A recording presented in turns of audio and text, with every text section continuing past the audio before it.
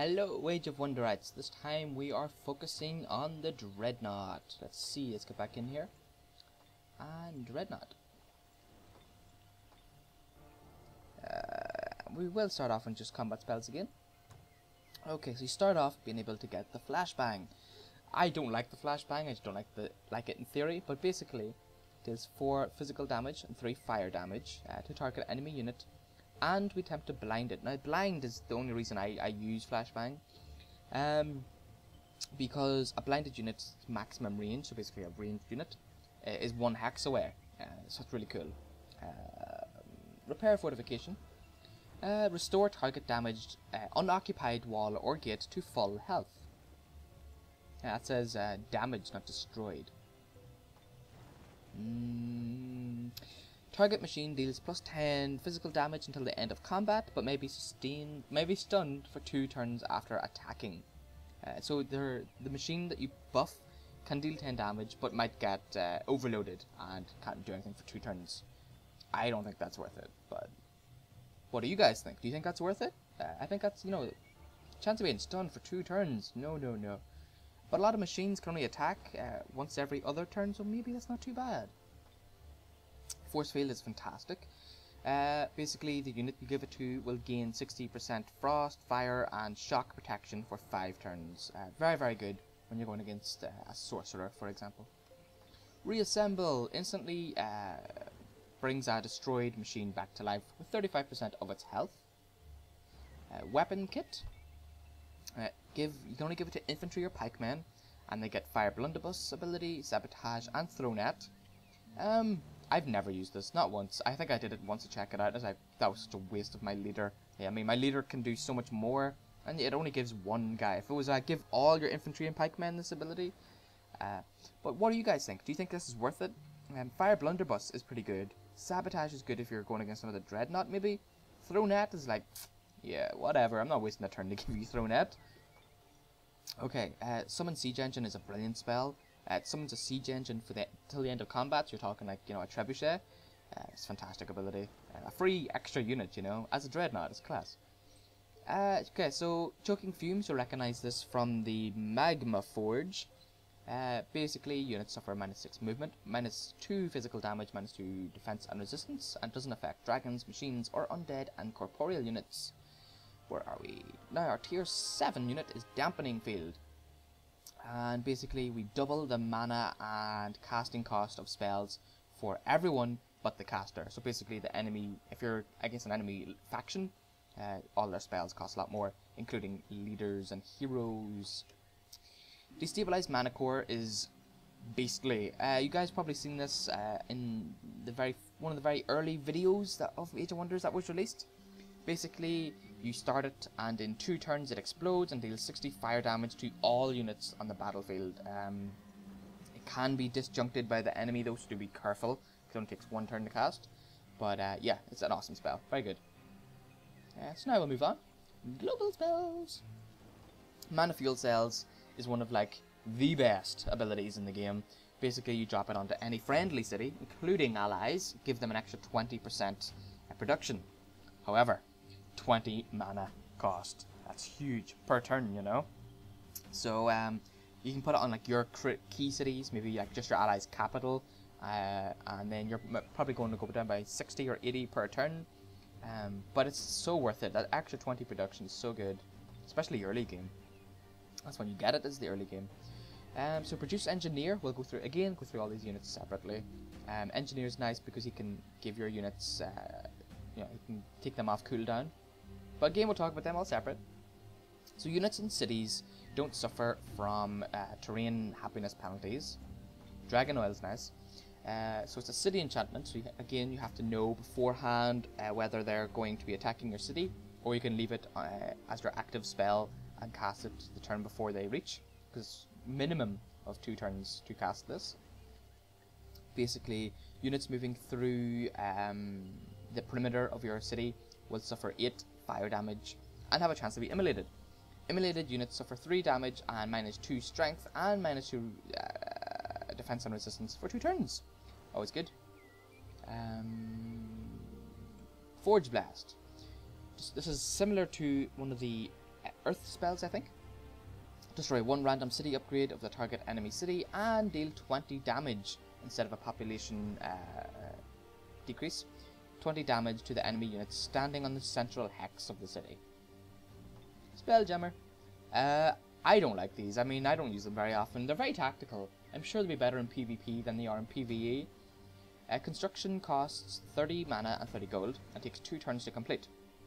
However, enemy players can't use spells 3 hexes around a spelljammer, so put it like on the hex right next to your city and you've got only you can cast spells in a siege. Where are we? Great mobilization is brilliant, so good. All your machines gain +3 movement points. Sure, they gain some extra stats, but those +8 movement points like changes the game. You can then get your your land ships across the map in no time. They're so good. Empire upgrades. Okay.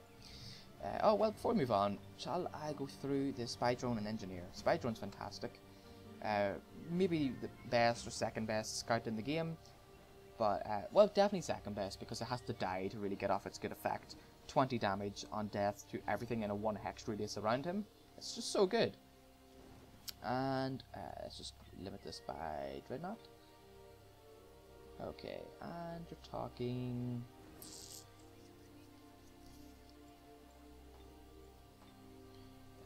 Where is he? The engineer. Engineer, there we go. The engineer has fire blunderbuss, deals bucket load of damage for tier 1, you know, it's quite a bit of damage. His melee attack isn't great, his defenses and health isn't great, but his rapid reload. And if I just quickly show you, let's say the cannon. Fire cannon can only be used once every 2 turns, so you fire it, and the next turn it's on cooldown and you can fire it again. But the engineer takes it off cooldown, so you don't. Fair enough, your engineer can't attack that turn, but your cannon can. That's 25 damage. Really good. Let's go back to skills. Dreadnought. And the bottom one now. Empire. So again, we're going to skip invention. Produce engineer. We went through that already. Oh no, engineer. We have, yes, it's musketeer. Steam powered is nice, so all your gold mines and great farm structures generate an additional 5 gold. Great blacksmith. Armoured units cost 10% less to produce, so your musketeers and your tanks and things. Produce musketeer is very nice. He deals 30 damage from his musket, 11 defense and 48 health, 9 resistance, not great. Solid engineering. Armoured and machine units receive +1 defense, and all your armoured and machine units, that's very nice. Modern warfare training. Cities, machine and archer units gain additional metal when built in cities. They're fantastic. Upgrade. Very, very good. Especially when you can get your archer units then being produced at like silver metal straight away. So it's so good. So good. Flame tank is such a scary unit. I sometimes think it's much better than the tank even. Not the tank, the cannon. So you got that explosive death again, but you have flame throwing. Basically this is a cone in front of you. Everything in that cone takes 25 fire damage. Now that can be nerfed more than the cannon, because cannon is physical damage, but typically units have less resistance than defense as well, so you're talking, it sometimes sort of buffs itself as well. 60% fire protection, and a lot of blight and spirit protection complete. Armoured, so +2 defense, so it's actually 14. Machine, so he doesn't regenerate. And are you armoured? No, you're not. You don't get the ranged buff. Okay, let's go back again to the Dreadnought, and all the way back again to Empire upgrades. Okay. I wish back brought us back without having to research through these. That would have been really, really awesome.